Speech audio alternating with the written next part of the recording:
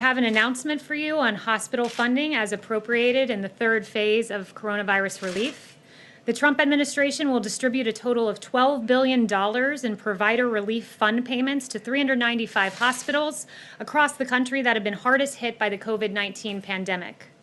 These hospitals have collectively cared for over 70% of the 184,000 Americans that required hospital inpatient care. $10 billion of the $12 billion will go towards hospitals treating 100 or more COVID-19 admissions. HHS is distributing an additional $2 billion to these 395 hospitals in proportion to the amount of care they provide to low-income and uninsured patients. This is consistent with our effort to ensure that Americans who need federal government assistance the most receive it. We'll be releasing a breakdown of the states receiving this funding and the counties receiving this funding, but for your awareness, New York, New Jersey, and Illinois receive the most funding by state, while New York, Bronx, New York, and Cook, Illinois receive the most funding by county as determined by our metrics. Our healthcare providers, as President Trump has repeatedly acknowledged, are our heroes as we work to defeat the invisible enemy. This relief funding will help these heroes defeat this virus. In reacting to CARES relief, I love what this one provider said. He said, thank you and God for this relief. I have tears in my eyes out of gratitude for these funds. Thank you so, so, so much. Additionally, 100 flights as part of Project Airbridge have been completed to date. These flights have expedited nearly 1 billion pieces of PPE for our healthcare heroes. The third phase of coronavirus relief also included $320 billion in additional funding for the Paycheck Protection Program, which, as you all know, provides forgivable loans to small businesses in order to keep their employees on payroll. This program has been extraordinarily successful. During the first round of PPP loans, 1.6 million loans were issued to small businesses. Of those 1.6 million loans, 1 million of them were given to companies with 10 or fewer employees. So it has gone to small businesses and businesses that need it most. But the PPP, look, it's not just another government program. This is supporting everyday Americans who, through no fault of their own, have found themselves in this predicament. We saw this firsthand at the White House on Tuesday.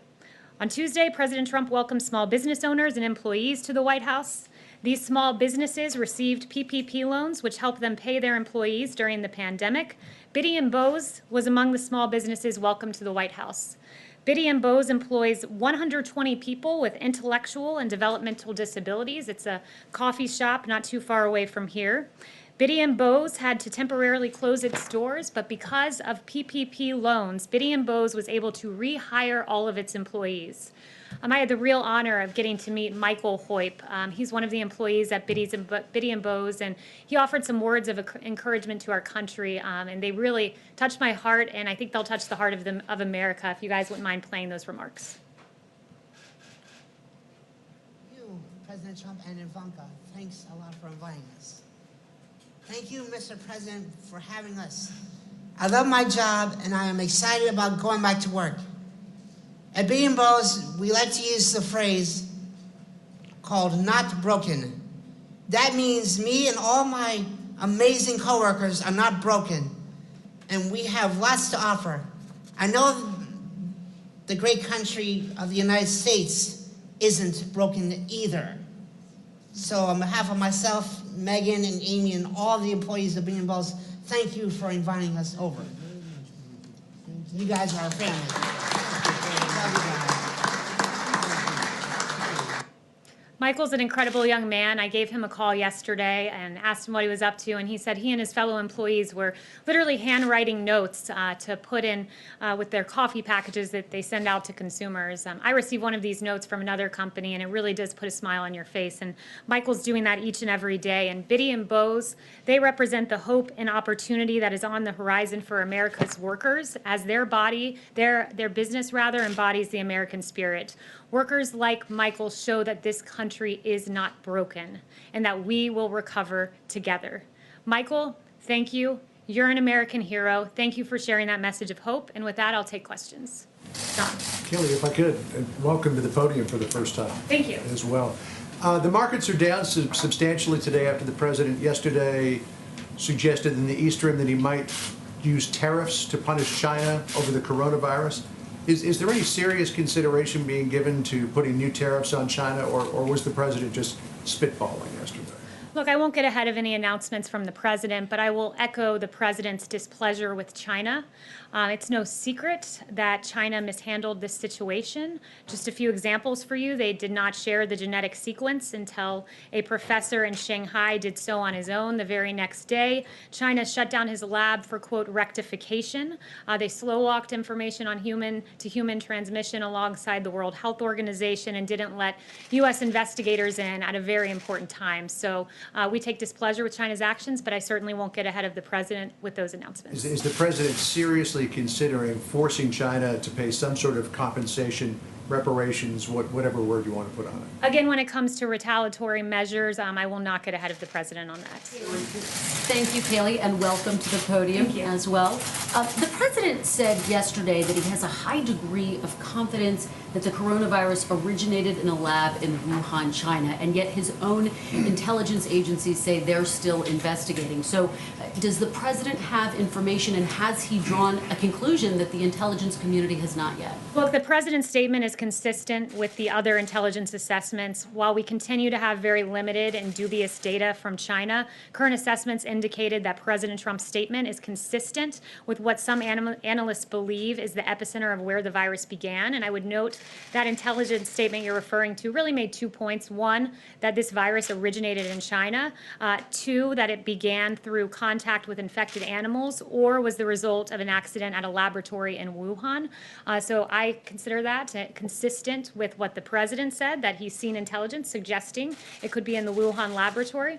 Yes. You seem to lean into the idea that this started in a laboratory, whereas the statement that we saw from the DNI said we're still investigating those two options that you just laid out. Is the president in any way creating mixed messaging by not saying we're still investigating? No, let me remind everyone, intelligence is just an estimate essentially, and it's up to policymakers to decide what to do with that intelligence. In this case, the policymaker is the president of the United States, and he'll make that decision at the right time. Is the president any close to deciding what to do about China? Has he received any recommendations of the consequences? Is he anywhere near a decision? Look, again, I won't get ahead of the president's decision or the timing of that decision, but he takes this very seriously because the decisions of China that I referenced, slow walking some of that information, put American lives at risk. And rest assured, this president has one priority, and that is the safety and the well-being of American lives. Thanks so much, Kayleigh. Welcome. Since it's been more than 100 days since the press secretary stood up there, wanted to get a better sense of what your plan is. Are you planning to do these on a daily basis at this point? And also, will you pledge never to lie to us from that podium? I will never lie to you. You have my word on that. As to the timing of the briefings, we do plan to do them. I will announce timing of that forthcoming, but we do plan to continue these. John? Welcome to the podium. A question for you on Project Warp Speed. Can you give us some more details? The president said ultimately he's in charge of this project, but will there be a day-to-day point person on this? What's the budget for this project, and when can the American people realistically expect that there will be a vaccine available to everybody? Well, there is a day-to-day point person, and that's the President of the United States, President Trump. And with regard to vaccines, I would note the words of Dr. Fauci, which are these: going into a phase 1 trial within 3 months of getting the sequence is unquestionable, the world indoor record.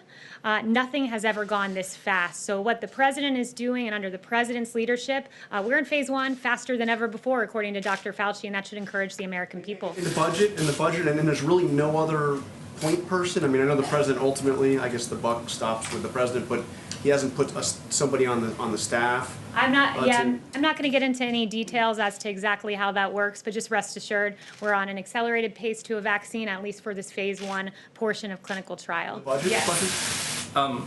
Thanks. The Fed yesterday took an action that appeared designed to allow oil companies to access their lending facilities. So I'm wondering if the president has spoken to Chairman Powell about this, if he's happy about the move, and if the White House is considering any additional assistance to oil companies. So I won't get into the president's personal discussions, but I would just note that the president is always looking out for the nearly 11 million American workers in the oil industry. I would also note that we're filling the Strategic Petroleum Reserve right now, and we'll buy 75 million barrels. So that's the only announcements I have on the oil front today.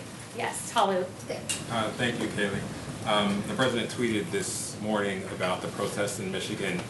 He essentially said that the governor of Michigan should work with the protesters. He called them very good people and said that they are very angry. Some of those protests, I'm sure you saw, included, heavily armed protesters, members of militia groups. I wonder if the president was speaking about those specific members who stormed the Capitol in Michigan when he talked about very good people. Look, the president was referencing generally that in this country you have a First Amendment right to protest. I think that's something we all treasure here, and we should, rightfully. You have a right to do that constitutionally, but you must protest within the bounds of the law. He encourages everyone to protest lawfully, and also to engage in our social distancing guidelines, which we think all Americans should engage in. Do you have any response to just the imagery of people with long guns essentially storming the Capitol, going into face-offs with police officers and intimidating in some way some of the lawmakers? Again, the president says, that we must protest lawfully and act within the bounds of the law. Yes. Thank you for being here. When the president says we did a spectacular job, or when Jared Kushner talks about a great success story, some Americans see it as a lack of empathy. Do you understand their reaction? Look, Jared Kushner has, first of all, done a great job for this administration. And what I would say to that is that when he talked about a success story, he was talking about the story of this administration, which is a story of mobilization for the American people, the greatest mobilization of American industry since World War II.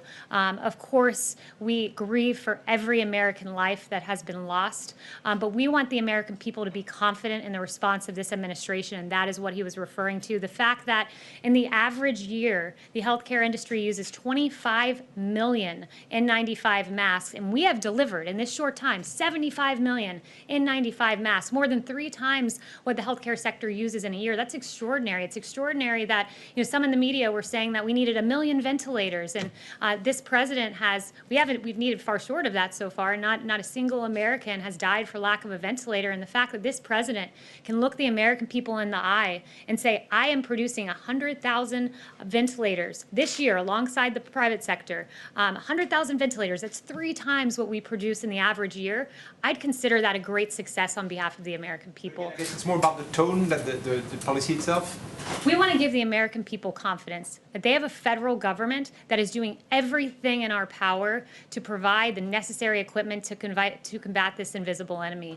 We grieve for the American lives. We've said that repeatedly. I will echo that today. My heart breaks for those. I pray regularly for those who are affected by the coronavirus. But we're going to give confidence to the American people that you have a federal government under President Donald Trump that's going to step up and give the greatest mobilization of the private sector since World War II. Yes. Thank you so much, Kayleigh. Thanks for being here. President Trump mentioned the situation in Brazil a few times this week. Besides talks of cutting off flights from Brazil, are there talks of, in terms of sending assistance to Brazil, sending PPE or ventilators to Brazil? And is President Trump planning to talk with President Bolsonaro? Well, the president has mentioned that he has sent ventilators around the world. Any excess supply, we certainly look to help other countries. But, in terms of a specific announcement regarding Brazil, I don't have any new information for you on that front today. Yeah, Kayleigh, welcome. One of the most important parts of your job, though, is to have access to the president. Can you give us